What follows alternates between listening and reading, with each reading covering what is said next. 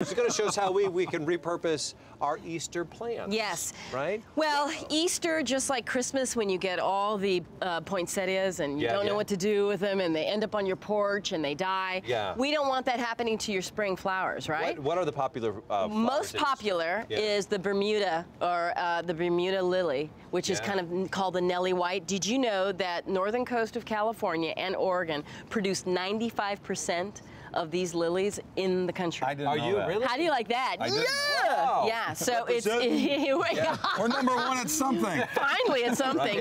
And of course you have the fabulous tulips. And how many of you have landed in New York in the springtime and gone down the avenue and seen the tulips? And then you have the narcissus or the daffodil, and then the Calla Lilies, which Katharine Hepburn made so famous. Wow. So these are the most popular spring. Christina does the line very well. Do you want to give it a try? Oh, the Calla Lilies are in blue. There you go. How do you like that? When you receive these as gifts and you keep them in your home for a little while, the first thing I strongly recommend is remove the foil, because the foil captures the water when you water the plant and you will drown the plant. These plants like to have dry soil to the touch, so don't get so crazy. Woo! You want Thank you, Kevin. Thank you. You want these in filtered sunlight, not direct sunlight, and don't put them near your furnace or any direct heat, because that'll be very damaging for your plant. What's the care with people for that? What's the care for these inside? Because you mentioned in and out. And what you want to do is, for example, with your Bermuda lily, the first thing you want to do, because the anthems, which are the pollen pads, regular pods, you want to cut them. Why do we do that? Because it keeps it from staining your hands and your home, and it doesn't damage the flower at all. And that's one way to elongate or extend the blooming period for this this plant. That's correct. How do they figure that out? How they figure it out? You know, it takes centuries to figure that out. No, but seriously. And with as with the tulips and the Calla Lily, just make sure keep the soil dry to the touch and keep them out direct. But you don't take this out of the middle. No, of the no. That's you don't the beautiful part. Very meaty, very sturdy. It's very sturdy. It's a beautiful plant, and they all do well. When you're done with them inside, they have a second life outside. Well, wait, you hold it, time out. Yes. You said you want to keep these non-direct sun. You go outside, you got a problem. You can place them in filtered shade, in indirect light outside. Okay. So they can take a little bit of direct, but not much? Yes, they like a little. In fact, Kevin, you're going to help me with this. I am?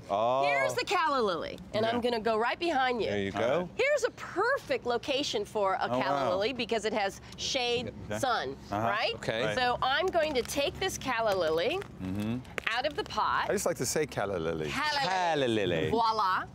What you want to do is you want to tickle the base.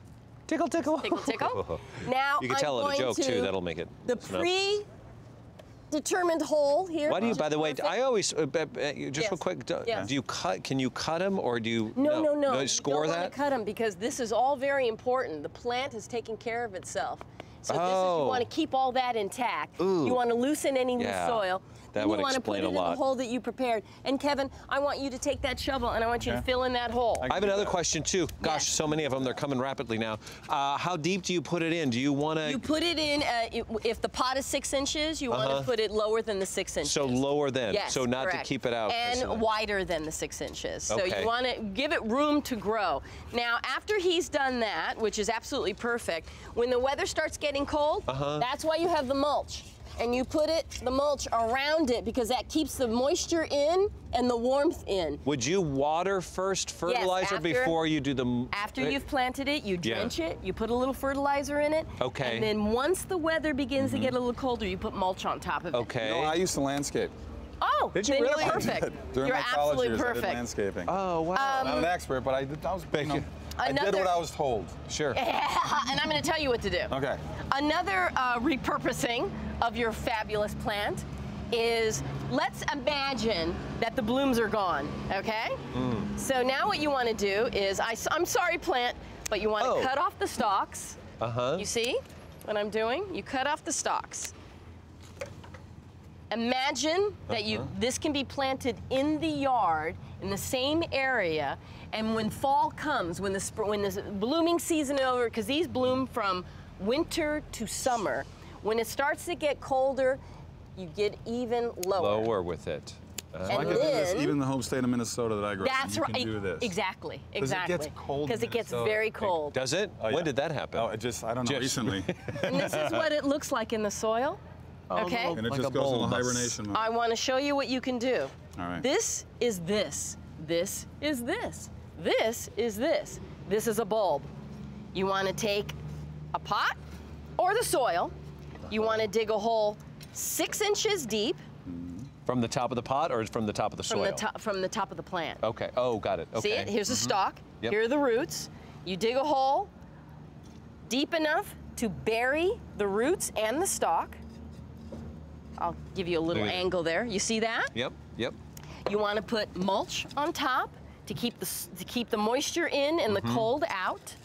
Okay? Insulation there. You do not water. This is not the growing season for this plant. This plant now will be in dormant. It's dormant now. Okay, this is after the blooming season. This is after the stalks start to die off, and you can plant this in your yard in a covered area, not too much direct sunlight, not too cold. And when the season begins, when the growing season begins, you're going to see a greener stalk coming out, and you're going to have a bloom within the bloom. All of Home and Family needs to have her back in the fall to remind people. Well, no, because she's very busy. She's got about 700 shows she's doing. Tell us a couple real quick. You got. Oh my gosh. TNTs. Okay, I have TNT Murder in the First with Taye Diggs. It's a great police cut. It starts in June. And then I did something called Chasing Life for ABC Family. And then I have a movie coming out called Knock 'em Dead. And then I have the Home Family. You had this. I have this. I have this. We have flowers. We have food. We have Kevin. We have it all. What do you do to keep busy? I plan. just know that when you get these flowers, when you get these plants for Easter, don't throw them out. Love them, and they will love you back year after year after year. Don't throw them out. Wonderful. I want to tell everybody, Murder in the First. It's premiering June 9th. It's still a little bit of ways. Yeah, it's but a we'll little have a ways, little party yeah. here for you. Right, yeah. 10 o'clock Eastern and Pacific on TNT.